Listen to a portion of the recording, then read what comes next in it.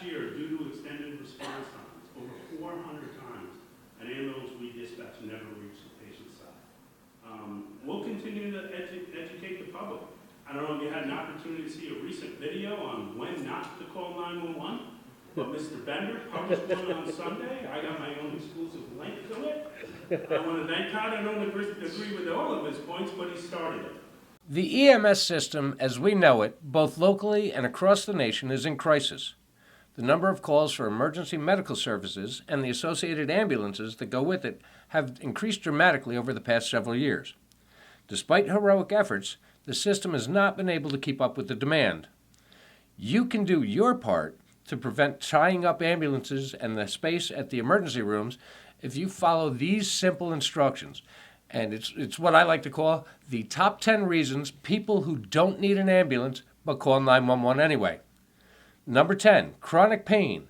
It can be treated by your doctor if you need an appointment, not an ambulance ride to the emergency room. Number 9, a sprained ankle, wrist, or any other joint. Put ice on it and get treated at an urgent care facility.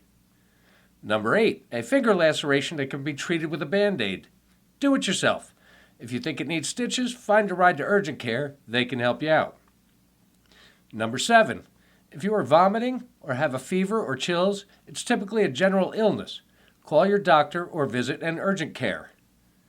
Number 6, if you have run out of one of your medications, such as your blood pressure pills, it's your fault and it doesn't require an ambulance ride to the hospital. Call your doctor or pharmacy for a refill. Number 5, your doctor told you that your lab results are back and they're abnormal. Your doctor shouldn't be sending you to the hospital, except for life-threatening conditions that he should have known about earlier. Find another doctor. Don't call 911. Number 4, if you have had an ailment such as a foot pain for a month and you now decide to have it looked at, call your doctor for an appointment or go to urgent care. The overwhelmed emergency departments don't have special powers that treat aches and pains better than your doctor or urgent care.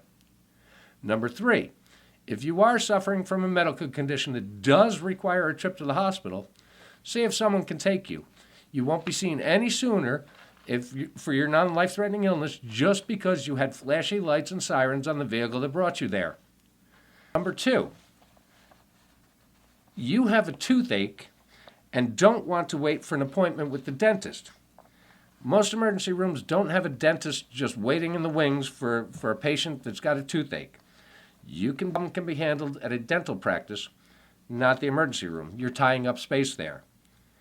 And the number one reason, here it is, the number one reason that you don't need to call 911 for an ambulance, and it's happened in the Hudson Valley more than once. You stubbed your toe. You deserve to walk to the hospital, not call 911. Walk it off.